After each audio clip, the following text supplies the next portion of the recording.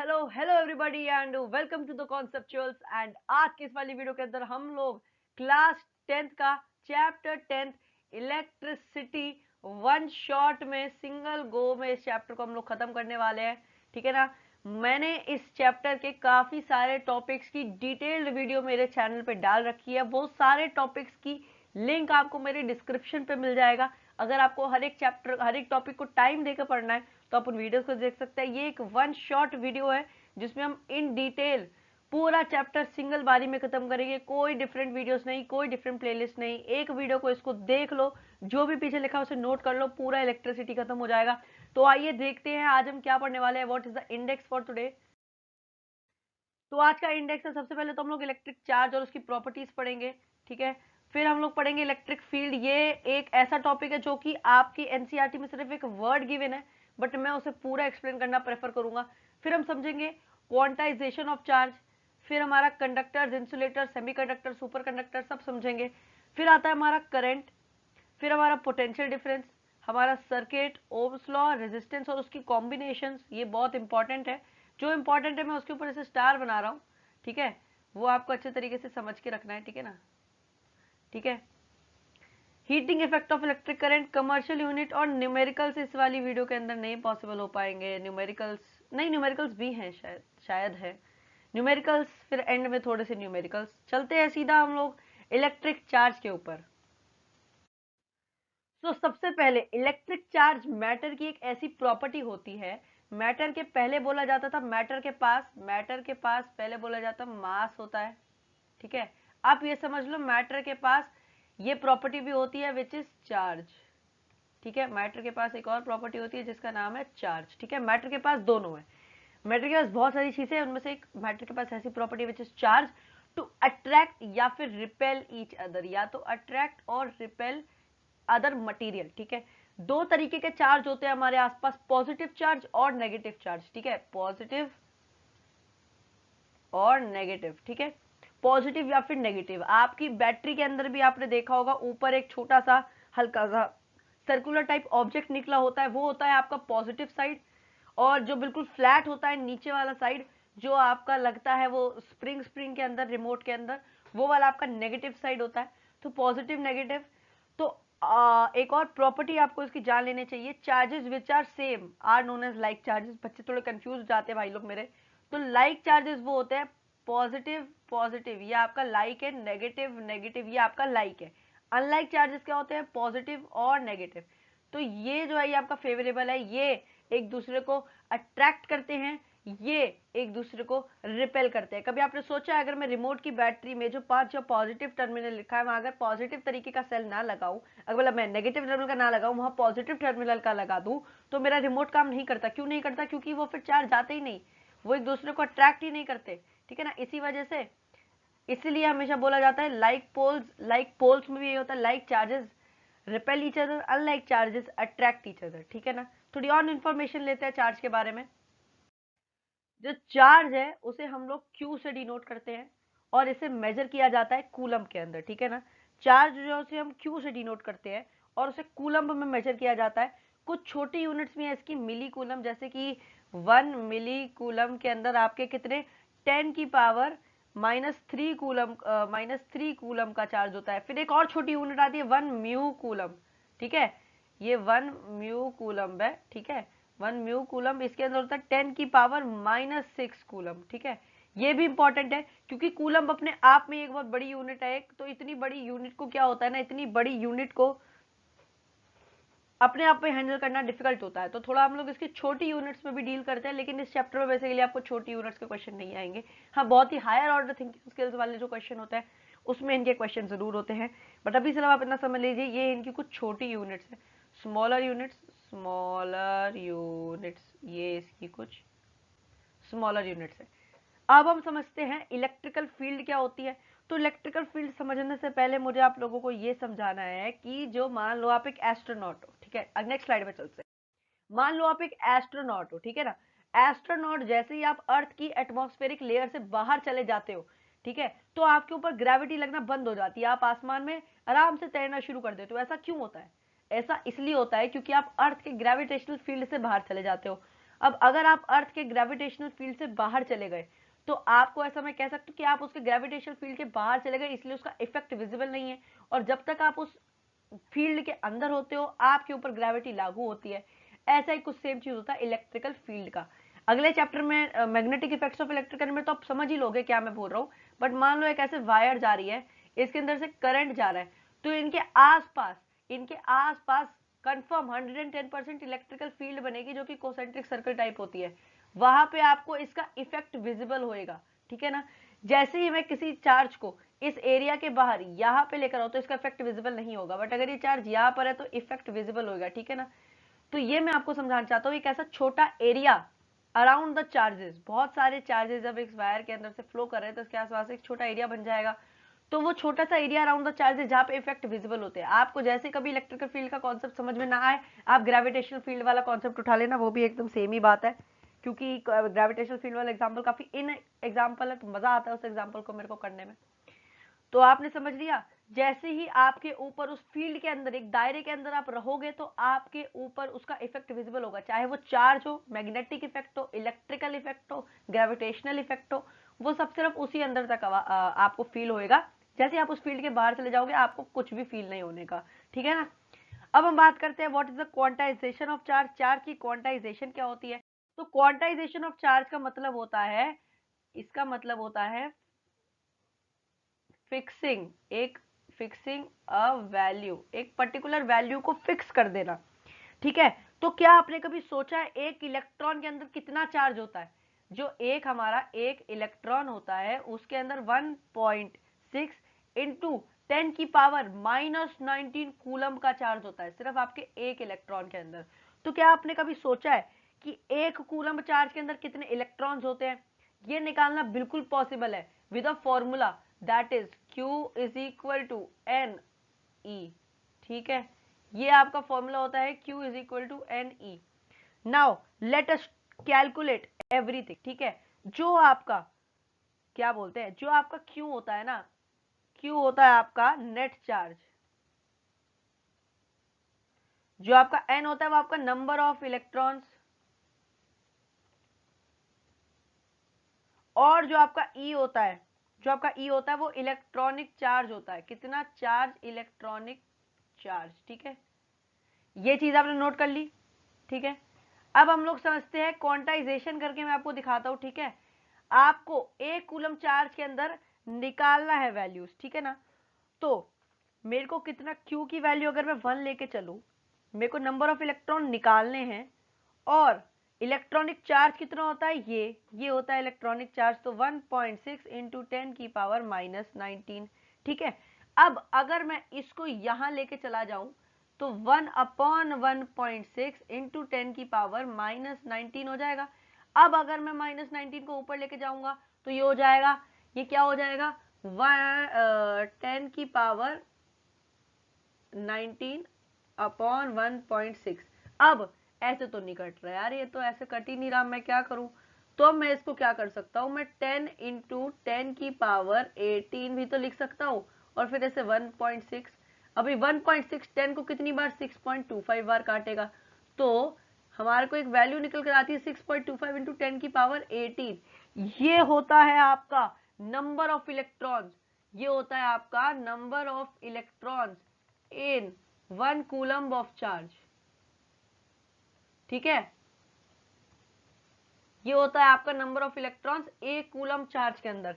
ये होती है क्वांटाइजेशन। कभी कभी हमारा बोर्ड वाला पूछ लेता है कि बताओ मुझे what is quantization of charge, quantize करो चार्ज को, बताओ कितने इलेक्ट्रॉन्स होते हैं एक कूलम के चार्ज के अंदर। या कभी कभी 1 मार्कर क्वेश्चन में भी आ जाता है कि एक इलेक्ट्रॉन के अंदर कितना चार्ज होता है। तो ये होती है आपकी क्वांटाइजेशन ऑफ इलेक्ट्रिक चार्ज। अब अच्छे तरीके से आपने क्वांटाइजेशन को पढ़ लिया, कोई भी डाउट नहीं आएगा। ये एक बार खुद से भी प्रैक्टिस कर लेना तो एकदम एकदम दिमाग में बैठ जाएगा, सब कुछ एकदम मजेदार तरीके से तुमको याद हो जाएगा। बस एक बार मेरे साथ प्रैक्टिस कर लेना इसकी अच्छे तरीके से पूरी। अब हम बात करते हैं कंडक्टर, इंसुलेटर, सेमीकंडक्टर की, और सुपर कंडक्टर बाद में आएगा जब आपका रेजिस्टेंस समझा रहा हूँ मैं भी, तब आएगा सुपर कंडक्टर, बट अभी इतना वो कोर्स से में भी नहीं है। कंडक्टर, इंसुलेटर और सेमीकंडक्टर समझ लो, ठीक है।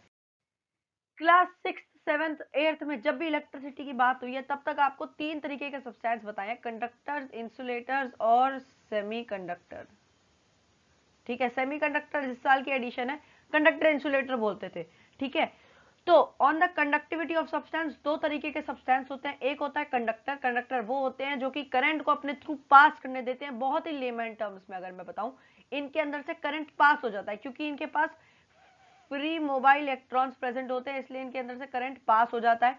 ये यूजुअली मेटल्स के बने होते हैं, जैसे कि एग्जांपल आपका कॉपर, एल्यूमिनियम एक्सेट्रा, ये यूजुअली मेटल्स के होते हैं क्योंकि मेटल्स के पास फ्री इलेक्ट्रॉन्स प्रेजेंट होते हैं। क्यों, उसका जवाब केमिस्ट्री में मिलेगा, ठीक है। इंसुलेटर्स, इंसुलेटर वो तरीके के सब्सटेंस होते हैं जो कि अपने अंदर से करंट पास नहीं होने देते क्योंकि उनके पास फ्री इलेक्ट्रॉन्स नहीं होते, ठीक है।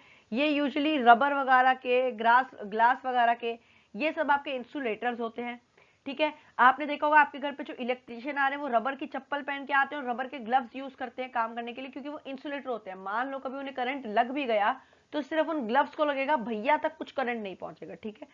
अब सेमीकंडक्टर ऐसे टाइप के कंडक्टर्स होते हैं, ऐसे टाइप के सब्सटेंस होते हैं जो कि स्मॉल अमाउंट के अंदर करंट को अपने थ्रू फ्लो करवा देते हैं, बहुत ही छोटा अमाउंट को, ठीक है।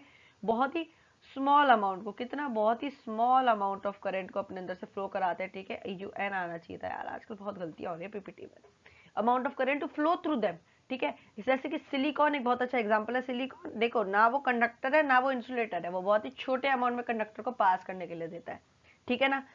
अब हम लोग अपने सबसे इंपॉर्टेंट टॉपिक्स की तरफ बढ़ रहे हैं। छोटे टॉपिक्स तो हमने ऑलमोस्ट समझ लिए हैं, अब इंपॉर्टेंट टॉपिक्स की बारी है। ऐसे टॉपिक्स जो कि बोर्ड में पूछे जाते हैं मजेदार तरीके से, कभी कभी बोर्ड का इन्विजिलेटर पूछ लेता है। तो आइए वो इंपॉर्टेंट टॉपिक्स पढ़ते हैं। What is electric current, electric current क्या होता है। तो इलेक्ट्रिक करंट चलते हैं अब।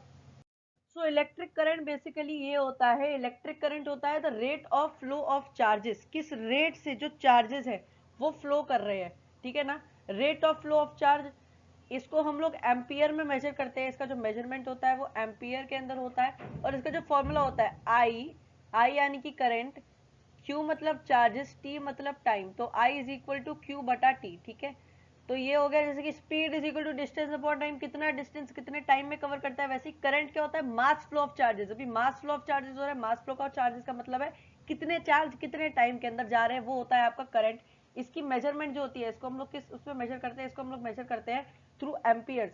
इसकी जो मेजरमेंट होती है, इसकी मेजरमेंट होती है एम्पियर से। I is equal to Q, इसका फॉर्मूला। एमीटर एक ऐसा इंस्ट्रूमेंट होता है जो सीरीज में कनेक्ट होता है और करंट को मेजर करता है एक सर्किट के अंदर, ठीक है ना। इलेक्ट्रिक करंट के बारे में भी आपको इतनी बातें जाननी है, ये फॉर्मूला अपने दिलो दिमाग के अंदर बिठा लो।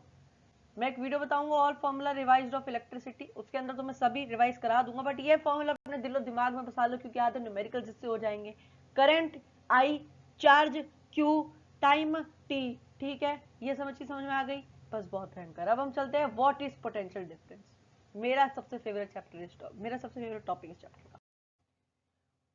पोटेंशियल डिफरेंस बेसिकली एक वर्क डन होता है किसी भी चार्ज को इन्फिनिटी से, मान लो कोई चार्ज है इन्फिनिटी और उसको इलेक्ट्रिकल फील्ड के अंदर किसी एक पॉइंट के अंदर मुझे उसको लाना हुआ, तो मैंने कितना वर्क डन किया, वो होता है आपका इलेक्ट्रिक पोटेंशियल। और पोटेंशियल डिफरेंस कुछ होता है work done in moving one charge from one point two another, एक पॉइंट से दूसरे पॉइंट, इन्फिनिटी से एक पॉइंट पे नहीं, ये होता है इलेक्ट्रिक पोटेंशियल। ये है इलेक्ट्रिक पोटेंशियल और ये है पोटेंशियल डिफरेंस, ठीक है। इसकी जो फॉर्मूला है, इसका फॉर्मूला कुछ इस तरीके से है, volts is equal to work done upon charge, कितना वर्क डन किया कितने चार्ज, तो V is equal to W upon Q, ठीक है। इसकी जो ऐसा यूनिट है वो वोल्टेज है, वोल्टेज इसकी ऐसा यूनिट है। और वोल्ट मीटर एक ऐसा डिवाइस है जो कि पोटेंशियल डिफरेंस मेजर करता है, इसे हम लोग पैरेलल कनेक्ट करते हैं, सीरीज और पैरेलल अच्छे तरीके से समझ जाओगे नेक्स्ट स्लाइड के अंदर, बट अभी के लिए इतना समझ लो। V is equal to W upon Q, मान लो आप लोगों को 6V दे रखा है और वर्क डन है आपका, वर्क डन आपको निकालना है, चार्ज है आपका टू कूलम का चार्ज आपको ट्रांसफर करना है, तो कितना वर्क डन हुआ, तो आप लिख दोगे 6 is equal to W by 2, 12 joules का वर्क डन हुआ। ऐसे टाइप के न्यूमेरिकल्स आपके सामने आएंगे, मैंने आपको न्यूमेरिकल एक अप्रोच भी बता दी इसकी, क्या न्यूमेरिकल एक अप्रोच रखनी है, ठीक है। चलते हैं हम लोग नेक्स्ट स्लाइड के अंदर। कॉन्सेप्ट ऑफ पोटेंशियल डिफरेंस अब मैं आपको समझाता हूँ, ये मैंने एक पूरी वीडियो लेकर समझाया है मेरे चैनल पे, वो भी जाके चेकआउट कर लेना, बट अभी के लिए कॉन्सेप्ट ऑफ पोटेंशियल डिफरेंस में सेम वे में आपको समझाता हूँ। मान लो एक ये इन्फिनिटी है, और ये आपकी कोसेंट्रिक सर्कल में आपकी इलेक्ट्रिक फील्ड बन रही है, ठीक है। अभी यहाँ पे एक इलेक्ट्रॉन प्रेजेंट है और इसको यहाँ तक लेकर आने में जो वर्क डन हुआ है ये होता है आपका इलेक्ट्रिक पोटेंशियल, ठीक है। ये होता है आपका पोटेंशियल डिफरेंस।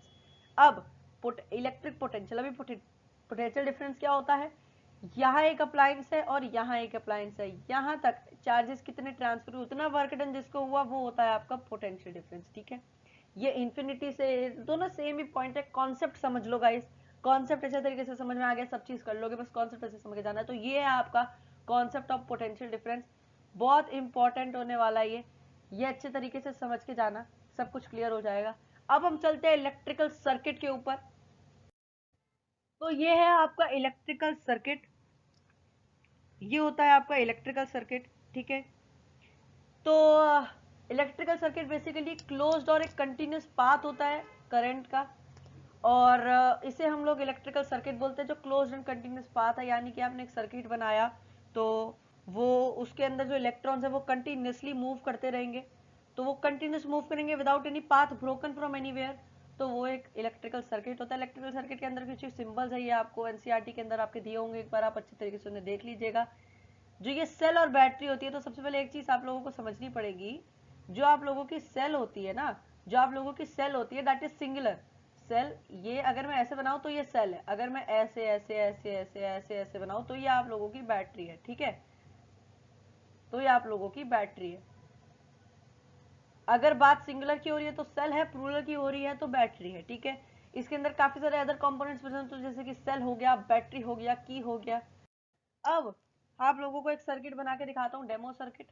ये आप लोगों की वायर है, ये आप लोगों की बैटरी है, 3 बैटरीज लगा देता हूँ। ये आप लोगों का स्विच है, ये अभी ओपन है, ठीक है।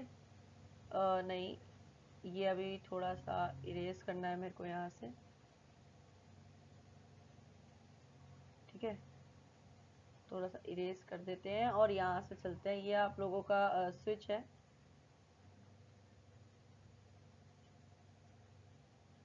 ठीक है।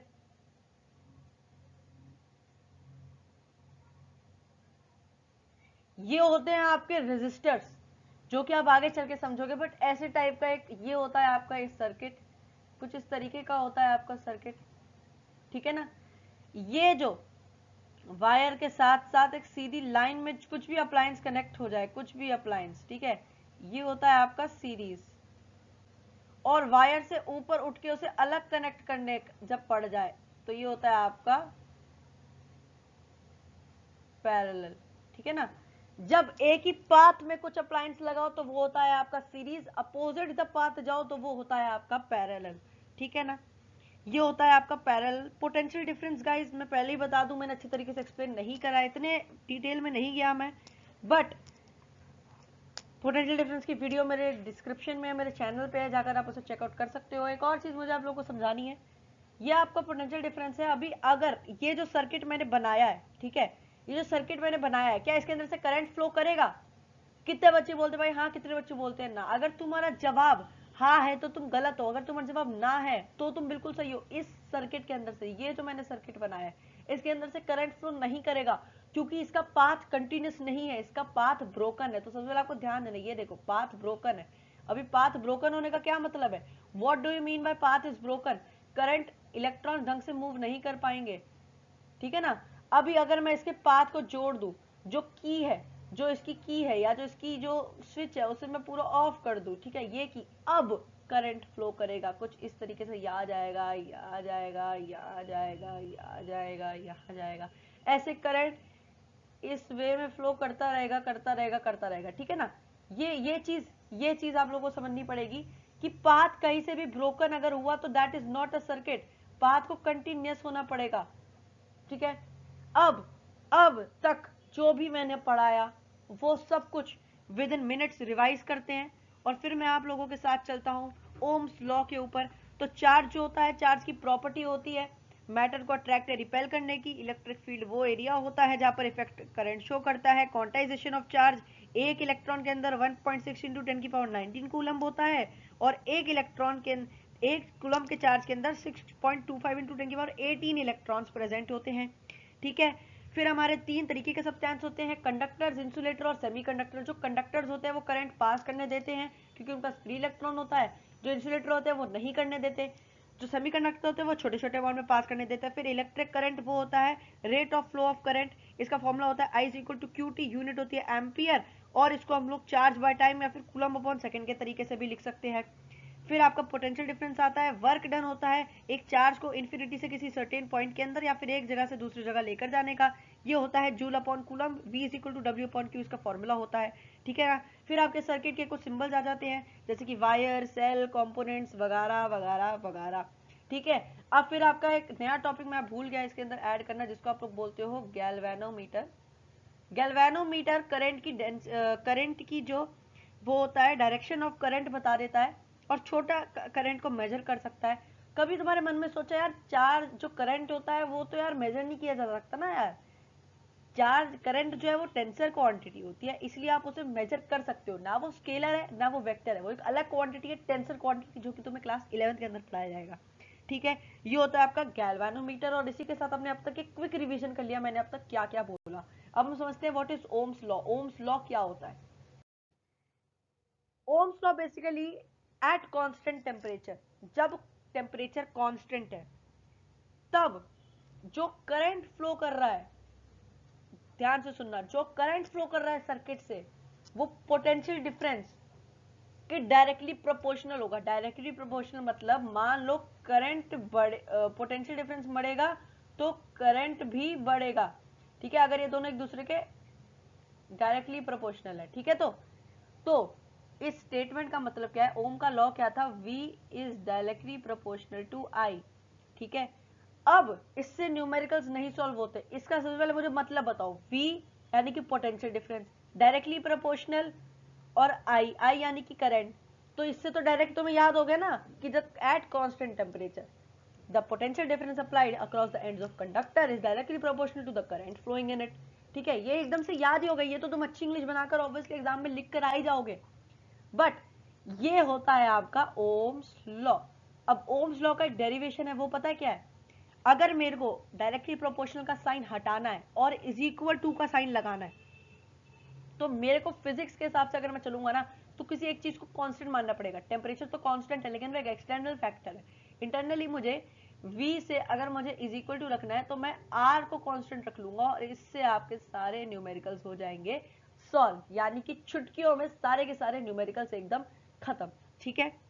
तो दो चीजों को कांस्टेंट रहना पड़ेगा। कांस्टेंट किन किन को रहना पड़ेगा? सबसे पहला टेम्परेचर को, और दूसरा रेजिस्टेंस को। इसके अंदर जो R होता है वो आपका रेजिस्टेंस होता है, ठीक है। I आपका करंट होता है और V आपका पोटेंशियल डिफरेंस होता है, ठीक है। समझ में आ गया सबको? समझ में आ गया सबको? बहुत ही ज्यादा बढ़िया, बहुत ही ज्यादा बढ़िया। अब चलते हैं हम लोग रेजिस्टेंस की तरफ। What is resistance? रेजिस्टेंस क्या होता है? तो रेजिस्टेंस बेसिकली रुकावट होती है करंट के फ्लो को, किसी भी तरीके की रुकावट करंट के फ्लो को आएगी तो वो आपकी रेजिस्टेंस होती है। It is the obstruction to the flow of charges of the current, ठीक है। इसकी जो यूनिट होती है वो ओम्स होती है। ओम्स को कुछ इस तरीके से लिखते हैं आप लोग, ये होती है इसकी यूनिट ओम्स, ठीक है। रेजिस्टेंस एक ओम तब कहा जाता है जब 1 वोल्ट का पोटेंशियल डिफरेंस अप्लाई किया जाता है 1 एम्पियर के करंट के ऊपर, ठीक है। इसका एक बहुत ही पिद्दू सा फॉर्मूला है, that is V is equal to I R. ये तभी एप्लीकेबल होगा जब आपको V और I गिवन हो। मान लो कोई ऐसा न्यूमेरिकल है जिसके अंदर आपको V और I गिवन है, रेजिस्टेंस निकालना है, ये फॉर्मूला लगाओ सीधा हो जाएगा, बट मोस्टली ऐसा नहीं होता है, ठीक है। तो रेजिस्टेंस बेसिकली एक मटेरियल डिपेंडेंट क्वांटिटी है। तो आइए अब हम वो भी जानते हैं किन फैक्टर्स पे रेजिस्टेंस डिपेंड करता है, ठीक है ना। किन फैक्टर पे डिपेंड करता है? अब तक रेजिस्टेंस के बारे में मैंने तुम्हें क्या क्या बताया? चार्ज के फ्लो को रोकता है, इसकी यूनिट होती है ओम्स। रेजिस्टेंस 1 ओम, रेजिस्टेंस 1 ओम तब बोला जाता है जब 1 वोल्ट का potential difference apply potential difference इस पे अप्लाई होता है और 1 एम्पियर का करंट फ्लो कर रहा होता है। V और I जब गिवन होता है तो V और I जब गिवन होता है तो V is equal to IR से तुम रेजिस्टेंस निकाल सकते हो। अब हम बात करते हैं what are the factors on which the resistance depends. Resistance जो है वो डिपेंड करती है लेंथ पे, ठीक है। लेंथ यानी कि लंबाई, वायर कितनी लंबी है, ठीक है। एरिया यानी कि एरिया ऑफ द वायर, मोटाई, वायर कितनी मोटी है। नेचर ऑफ द वायर, इसको आप लोग रो से लिखते हो, रो का सिंबल होता है कुछ ऐसे, जब पी बनाओ और ऐसे, ये आपका रो होता है। ये होती है इसकी रेजिस्टिविटी, और टेम्परेचर पे भी डिपेंड करता है। टेम्परेचर अगर बढ़ेगा तो रेजिस्टेंस भी बढ़ेगी। ठीक है। लेंथ ऑफ द वायर, ठीक है, मान लो जितनी ज्यादा लेंथ होगी उतना ज्यादा कोलिजन होगा, हेंस उतना ज्यादा रेजिस्टेंस होगा। ठीक है। जितने ज्यादा ये बढ़ेंगे उतने ही ज्यादा रेजिस्टेंस भी बढ़ेगा। ठीक है। ये सब पे फैक्टर्स पे रेजिस्टेंस डिपेंड करता है। ये चारों बढ़े रेजिस्टेंस बढ़ा, ये चारों घटे रेजिस्टेंस भी घटा। ठीक है ना। जितना ज्यादा वायर मोटा होगा, जितना ज्यादा वायर मोटा होगा उतना ज्यादा रेजिस्टेंस होगा, जितना ज्यादा वायर पतला होगा उतना कम रेजिस्टेंस होगा, उतने कम नंबर ऑफ कोलिजन्स होंगे। ठीक है। मोटाई, nature of material of wire, resistivity, इन सब पे डिपेंड करता है। अभी वायर का जो फॉर्मूला निकल कर आता है वो उसका ओरिजिनल फॉर्मूला नहीं था। वायर का जो ओरिजिनल फॉर्मूला होता है ना, वो होता है रेजिस्टेंस इज इक्वल टू रो, फिर length of the wire upon area of cross section. ये होता है वायर का ओरिजिनल फॉर्मूला। ठीक है।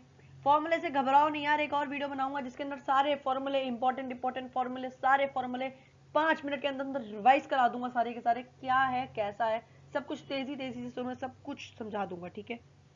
ये आपका रेजिस्टेंस हो गया। रेजिस्टेंस यार बेसिकली रेजिस्टेंस को समझ लो,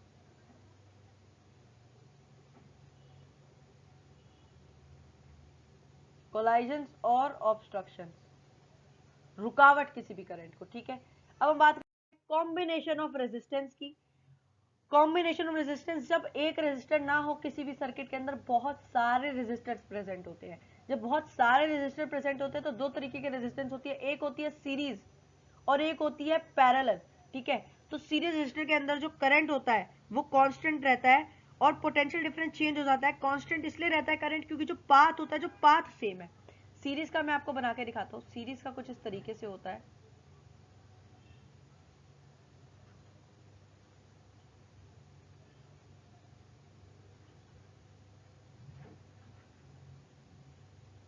ठीक है। ये है आपके सीरीज के रेजिस्टर, ये R1 है, ये R2 है, ये R3 है।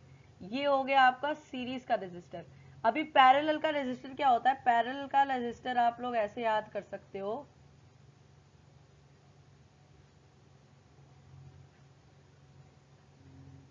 ये है आपका पैरेलल का रेजिस्टर। जब सीरीज के साथ साथ नीचे की तरफ को भी पैरेलली कुछ एक्सटेंड करके बनाया गया, वो आपका पैरेलल। और पैरेलल के अंदर पोटेंशियल डिफरेंस कांस्टेंट रहता है, करंट चेंज होता है क्योंकि पाथ भी चेंज हो गया है। इसका देखो पाथ एक है यार, ये यही करंट जो यहाँ से फ्लो हो रहा है वो यहाँ भी चलेगा, वो यहाँ भी चलेगा, बट यहाँ से जो करंट फ्लो हो रहा है वो यहाँ तक चलेगा। यहाँ भी तो एक रेजिस्टेंस आ गया, तो यहाँ वो करंट सेम नहीं होगा, इसलिए करंट चेंज हो जाता है। ठीक है ना। करंट चेंज हो जाता है। अब मैं आपको इसके फॉर्मूले भी बता देता हूँ, फॉर्मूले भी जरूरी हैं, फॉर्मूले समझ लो। सीरीज पैरेलल का कनेक्शन रेजिस्टेंस आप लोग सबको समझ में आ गया, सीरीज पैरेलल का कैसा रेजिस्टेंस है। अब हम लोग समझते हैं। ठीक है ना। तो इसका जो फॉर्मूला होता है, सीरीज वाले का जो रेजिस्टेंस का फॉर्मूला होता है, वो आप ये समझ लो, R of series is equal to R1 plus R2 plus R3। जब भी आपको सीरीज में दिया हो तो आप इसको लिख सकते हो, ये हो गया आपका सीरीज का। ठीक है। इसका जो डेरिवेशन है वो v is equal to I R से है। ये भी मैं आपको करके दिखा देता हूँ, इतना इंपॉर्टेंट नहीं है। तो जहां जहां v is equal to I R वाला सिस्टम है, तो यहाँ I R is equal to IR1 plus IR2, ये लंबा चला जाएगा थोड़ा सा, लेकिन आप समझ लो v is equal to IR से इसका डेरिवेशन है। डेरिवेशन कोई नहीं पूछता तो इतना याद करने की जरूरत नहीं है। फिर आई है, इसके अंदर हम लोग कॉमन ले लेंगे सारा कुछ, वीडियो ज्यादा फालतू में लंबी खिंच जाएगी। ठीक है। और पैरेलल रेजिस्टेंस का जो फॉर्मूला होता है, रेजिस्टेंस ऑफ पैरा। ठीक है। पैरेलल रेजिस्टेंस का फॉर्मूला क्या होता है? 1 upon R1 plus 1 upon R2 plus 1 upon R3 and so on. मान लो जितने भी सीरीज के रेजिस्टर में भी सो ऑन, पैरेलल के भी रेजिस्टर में भी सो ऑन। ये आपका पैरेलल का भी रेजिस्टेंस है। ठीक है। एक बहुत अच्छी ट्रिक है मेरे पास आप लोगों को बताने के लिए, बट वो ट्रिक के लिए आपको सबसे पहले सब्सक्राइब करना पड़ेगा, फिर हम बताते हैं वो ट्रिक आप लोगों को। मान लो आप लोगों को कोई पैरेलल में रेजिस्टर गिवन है, मान लो ऐसे कोई रेजिस्टर है। ठीक है। तो यहाँ पे अगर वैल्यू, ये मान लो पैरेलल में एक रेजिस्टर है, जो ऊपर वाला है उसकी 4 है, नीचे वाले की ओम की वैल्यू है 6 और 4। तो सबसे पहले आपको क्या करना है, ऊपर कर दो उन दोनों नंबर्स की मल्टीप्लाई और नीचे कर दो उन दोनों नंबर का एडिशन, ठीक है। इसके बाद ये हो जाएगा 24/10, इसका आप लोगों के पास करंट निकल कर आ गया 2 सेकंड के अंदर अंदर 2.4 एम्पियर। अगर ये एमसीक्यू चॉइस क्वेश्चन है 2 मिनट के अंदर अंदर निकाल लेना। ऊपर मल्टीप्लाई कर दो, नीचे कर दो एडिशन, जो भी ऐड करके डिवाइस मतलब नंबर आ गया वो हो गया आप लोगों का वो हो गया आप लोगों का करंट आ गया। इस तरीके से आप निकाल सकते हो। बहुत धांसू ट्रिक थी यार ये। सीरीज पैरेलल, सीरीज के अंदर तो नॉर्मल एडिशन करना है, पैरेलल के अंदर ये चीज कर सकते हो अगर पैरेलल के अंदर कोई करंट गिवन है। तो अब हम चलते हैं heating effect of electric current में। Heating effect of electric current को हम लोग जूल्स लॉ ऑफ हीटिंग भी बोलते हैं। इसमें क्या कहा गया था कि जितना ज्यादा करंट अगर बढ़ेगा किसी भी अप्लायंस के अंदर तो more heat will be produced. जितना ज्यादा करंट, तो जो एच होता है ना guys, H is directly proportional होता है आई स्क्वायर के, यानी कि करंट के स्क्वायर के, करंट के स्क्वायर के डायरेक्टली प्रोपोर्शनल होता है। ये इसी के साथ साथ रेजिस्टेंस के भी डायरेक्टली प्रोपोर्शनल होता है और ये टेम्परेचर के भी डायरेक्टली प्रोपोर्शनल होता है, ठीक है। ये सब एच, ये सब एच, ठीक है। ये चीज आप लोगों को समझ लेनी है, ठीक है। अब इसके कुछ जनरल फॉर्मूले हैं, सब कुछ तोड़ मरोड़ कर H is equal to I square R T निकल कर आता है इसका फॉर्मूला। ये अच्छे से दिमाग में जहन के अंदर बसा लो अपने, ठीक है। तो heating effect of electric current क्या होती है, इसकी कुछ एप्लीकेशंस है वो अगली बार समझोगे, लेकिन अब मैं आप लोगों को बताऊं कि इसका एक फॉर्मूले, कुछ ये इसके फॉर्मूले निकल कर आते हैं heating effect of electric current का। अच्छे से एक बार रिवाइज करते हैं। Joules law of heating, current appliances में जितना ज्यादा करंट बढ़ेगा उतनी ज्यादा हीट भी बढ़ेगी। बल्ब जो होता है, बल्ब के अंदर जो फिलामेंट होता है, ये आपका मान लो ये बल्ब है, तो ये जो ये होते हैं टंगस्टन की बनी होती है। टंगस्टन का जो मेल्टिंग पॉइंट है वो 3880 डिग्री सेल्सियस है, ठीक है। ये है टंगस्टन का मेल्टिंग पॉइंट। तो जितना ज्यादा करंट अगर उसके अंदर फ्लो करता है, बल्ब के अंदर जो फिलामेंट होता है वो जब बहुत ज्यादा करंट चला जाता है तो हीट होता है, हीटनेस की वजह से लाइट प्रोवाइड करता है। ये है वर्किंग ऑफ बल्ब। अब जब ये वर्किंग ऑफ बल्ब है तो मुझे ये चीज बताओ, heating effect of electric current अच्छा है कि बुरा है। देखो यार दोनों है, अच्छा भी है बुरा भी है, ठीक है। ये है आपका heating effect of electric current या फिर जूल्स लॉ ऑफ हीटिंग। कभी कभी केस बेस्ड क्वेश्चन के अंदर पूछा जा सकता है हीटिंग इफेक्ट किसने इंट्रोड्यूस करा था, तो वो था आपका जूल्स, ठीक है। H is equal to I square R T, current का स्क्वायर, रेजिस्टेंस, टेम्परेचर, इन सब का मल्टीप्लीकेशन कर दो, आपकी हीट निकल कर आ जाएगी। अब चलते हैं few applications of heating effect. तो ये कुछ एप्लीकेशन है बल्ब के अंदर। जो बल्ब होता है ये आपका अच्छा है, ये भी आपका अच्छा एग्जाम्पल है। जो बल्ब होता है उसका जो फिलामेंट होता है वो टंगस्टन का बना होता है। अब इसकी मैंने तुम्हें लोगों को समझाई थी 3880 डिग्री सेल्सियस इसकी वो है। जब ये हीट हो जाता है तो ये ग्लो करना शुरू कर जाता है। जो फ्यूज होता है ये भी जब बहुत ज्यादा ग्लो कर जाता है, ये यूजली सॉफ्ट मेटल का बनाया जाता है। यूजली ये इन जो मेटल्स यूज होते हैं इसके अंदर, जैसे कि अलॉय हो गया, ये ना इनका मेल्टिंग पॉइंट बहुत कम होते हैं, तो मेल्टिंग पॉइंट कम होने की वजह से वायर जो होती है वो अंदर की मेल्ट हो जाती है और सर्किट टूट जाता है, जिससे कि ओवरलोडिंग प्रिवेंट करता है, ठीक है। रेजिस्टेंस और heat is directly proportional to each other. Resistance of heat एक दूसरे के डायरेक्टली प्रोपोर्शनल होते हैं। जो हीटिंग एलिमेंट होता है, देखो यार अगर रेजिस्टिविटी बढ़ेगी तो हीट भी बढ़ जाएगी, ठीक है ना। रेजिस्टिविटी बढ़ेगी, हीट भी बढ़ जाएगी। Heating effect of electric current कुछ इस तरीके से था। अब हम लोग बात करते हैं इलेक्ट्रिकल पावर की। पावर ऑफ इलेक्ट्रिकल क्या होती है, तो इलेक्ट्रिकल पावर बेसिकली क्या है, रेट ऑफ डूइंग वर्क, किस रेट से काम हो रहा है आप लोगों के सामने। Power is equal to work done upon time. Power का ये फॉर्मूला होता है v is equal to, power is equal to v into I, या फिर आप लिख सकते हो p is equal to w upon t, ठीक है। ये इसका जनरल फॉर्मूला है और ये इसका एब्स्ट्रैक्ट फॉर्मूला है, ठीक है ना। ये इसका फॉर्मूला है। अब इसके सीरीज और पैरेलल में भी अलग अलग है। P is equal to I square R, ये इसका सीरीज में है, और P is equal to V square R, ये इसका पैरेलल में है, ठीक है। ये सिर्फ इस वीडियो में मैं सारे कॉन्सेप्ट डिस्कस करूंगा। न्यूमेरिकल के ऊपर एक अलग से वीडियो बनाऊंगा जिसके अंदर हम सारे अच्छे अच्छे न्यूमेरिकल सॉल्व करेंगे। टेंशन मत लो यार, सारा कुछ करेंगे। ये सिर्फ कॉन्सेप्ट की वीडियो, अगली वीडियो में सारे न्यूमेरिकल्स खत्म कर डालेंगे हम एक ही बारी में। ये P is equal to V I इसका जनरल फॉर्मूला, ये इसका सीरीज है, इसका पैरेलल। फिर एक कमर्शियल यूनिट भी होती है पावर की, वो की किलोवाट आवर। आपके घर के अंदर आपने सुना होगा एक यूनिट 1 किलोवाट आवर होती है। तो जो यार आपने देखा होगा मिनिस्टर आजकल सारे के सारे 1 यूनिट फ्री दे रहे हैं, 2 यूनिट फ्री दे रहे हैं, तो वो क्या कर रहे हैं, वो 1 किलोवाट आवर 2 किलोवाट आवर सबको फ्री दे रहे हैं, ठीक है। एनर्जी का जो फॉर्मूला होता है वो होता है E is equal to P into T. ये आपका एनर्जी का फॉर्मूला होता है, तो ये भी अपने दिमाग में बचा के रखो। और जूल होता है वॉट इंटू सेकंड, ठीक है ना।